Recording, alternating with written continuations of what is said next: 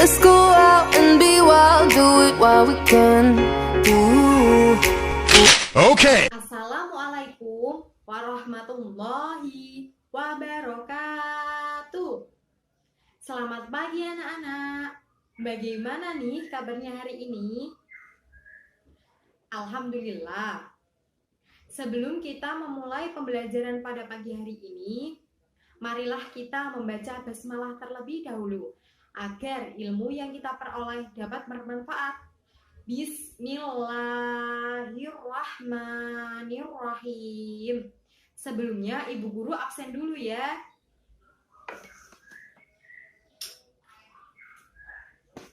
Ani, Cindy, Aulia, Siti, Wati, Alhamdulillah hari ini nihil ya anak-anak. Oke, setelah kemarin kita mempelajari materi tentang toharoh, ibu mau mengecek apakah anak-anak masih ingat apa itu toharoh? Ya, betul. Toharoh adalah mensucikan badan, pakaian, dan tempat dari najis maupun hadas. Alhamdulillah anak-anak masih pada ingat. Kira-kira hari ini kita akan mempelajari materi apa ya anak-anak? Iya, hari ini kita akan mempelajari materi tentang najis dan hadas. Ibu harapkan setelah anak-anak mempelajari materi tentang najis dan hadas, anak-anak dapat menerima pentingnya suci dari najis dan hadas sebagai kewajiban seorang muslim. Dapat membiasakan bersuci sebelum melaksanakan ibadah, dapat menjelaskan pengertian dari najis dan hadas, lalu dapat mengidentifikasi dalil yang berkaitan dengan najis dan hadas. Lalu dapat mengidentifikasi macam-macam dari najis dan hadas. Lalu anak-anak juga dapat mempraktekkan tata cara bersuci dari najis dan hadas. Oke, langsung saja ke materi ya anak-anak. Najis, menurut bahasa, najis itu berasal dari bahasa Arab, yaitu kotoran. Menurut istilah, najis adalah suatu benda yang kotor yang mencegah sahnya mengerjakan suatu ibadah karena dituntut harus dalam keadaan suci. Najis dibagi menjadi 3. Yang pertama ada najis mukhaffafah, yaitu najis ringan. Yang kedua ada najis mutawassithah atau najis sedang. Dan yang ketiga ada najis mughalladah atau najis berat. Najis mukhaffafah yaitu najis ringan. Contohnya yaitu air kencing bayi laki-laki yang belum berusia 2 tahun dan belum makan apapun kecuali minum air susu ibu. Cara mensucikannya yaitu cukup ringan, yaitu dengan memercikkan air suci ke bagian yang terkena najis tersebut. Hal ini telah dijelaskan dalam sebuah hadis. A'udzu billahi minasyaitonir rajim. Bismillahirrahmanirrahim. Yuksaru min baulil jariyati wa yurashu min baulil ghulam. Artinya, dibasuh karena air kencing bayi perempuan dan dipercikkan karena air kencing bayi laki-laki. Hadis riwayat Abu Dawud. Yang kedua, najis mutawassithah atau najis sedang. Contoh dari najis mutawassithah yaitu bangkai binatang yang sewaktu hidupnya mengeluarkan darah. Yang kedua ada darah, yang ketiga ada nanah, yang keempat ada muntah, dan yang kelima ada khomer. Najis mutawasitoh dibagi menjadi dua bagian. Yang pertama ada najis hukmiyah, yang kedua ada najis ainiyah.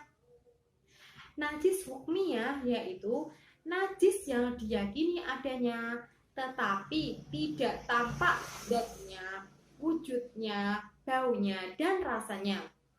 Contoh dari najis ini adalah air kencing yang sudah kering, yang terkena pakaian. Cara mensucikannya yaitu dengan mengalirkan air ke bagian yang terkena najis. Lalu yang kedua, najis ainiyah. Najis ainiyah yaitu najis yang tampak wujudnya, zatnya, dan bisa diketahui melalui bau dan rasanya.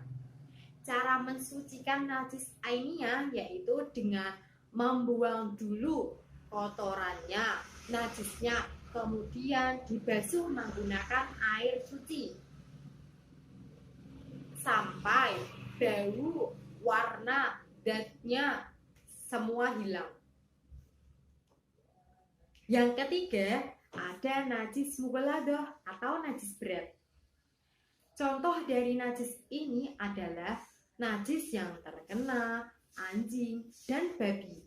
Cara mensucikan najis ini yaitu dengan membasuh air suci sebanyak 7 kali, salah satunya dicampur menggunakan tanah. Kemudian kita membahas hadas. Hadas berasal dari bahasa Arab yang artinya suatu peristiwa, sesuatu yang terjadi, sesuatu yang tidak berlaku. Menurut istilah, hadas adalah keadaan tidak suci bagi seseorang sehingga menjadikannya tidak sah dalam melaksanakan ibadah. Hadas dibagi menjadi dua, ada hadas kecil dan hadas besar. Contoh dari hadas kecil adalah keluar sesuatu dari ubul dan dubur. Kedua, hilangnya akal. Yang ketiga, bersentuh antara kulit laki-laki dan perempuan. Dan yang keempat, menyentuh kemaluan. Cara mensucikan hadas kecil yaitu dengan berwudu ataupun tayamum. Yang kedua, hadas besar. Contoh dari hadas besar adalah bertemunya dua kelamin. Yang kedua, keluar mani, keluar haid, keluar nifas, keluar wiladah, dan yang terakhir meninggal dunia. Sampai di sini, apakah ada pertanyaan? Kalau tidak ada, ibu guru mau membagi kalian menjadi 6 kelompok. Satu kelompok terdiri dari 5 orang sesuai absen. Nanti ibu mempunyai permainan namanya rolling ball. Anak-anak nanti bisa maju ke depan memainkan permainan, lalu dapat mengambil gulungan kertas yang sudah disediakan, lalu dapat mempraktekkan di depan kelas. Jadi dapat disimpulkan bahwa najis dibagi menjadi 3. Yang pertama ada najis mukhaffafah atau najis ringan. Contohnya yaitu air kencing bayi laki-laki yang belum berusia 2 tahun dan belum makan apapun kecuali minum air susu ibu. Yang kedua ada najis mutawasitoh. Najis mutawasitoh yaitu najis sedang. Najis mutawasitoh dibagi menjadi 2. Yang pertama ada najis hukmiyah dan yang kedua najis ainiyah. Najis hukmiyah yaitu najis yang tidak tampak wujudnya, zatnya, baunya, tetapi diyakini adanya. Dan yang kedua najis ainiyah yaitu najis yang tampak wujudnya, baunya, dan rasanya. Dan yang terakhir ada najis mughaladah yaitu najis berat. Najis ini berasal dari anjing dan babi.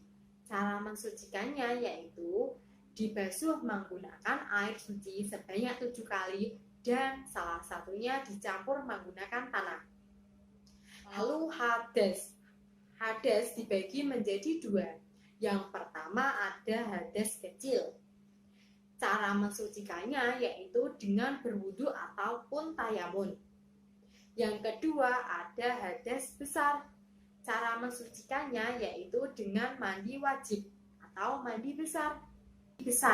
Untuk materi minggu depan kita membahas materi tentang sholat. Ibu harapkan anak-anak di rumah membaca materi tentang sholat.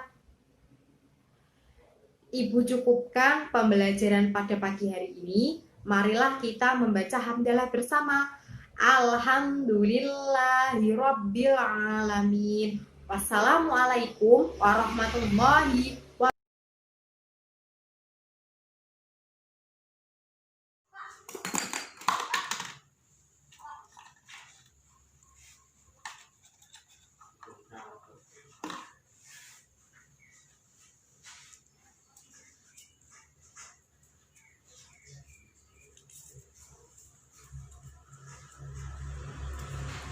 Cara menyucikan najis mugolado.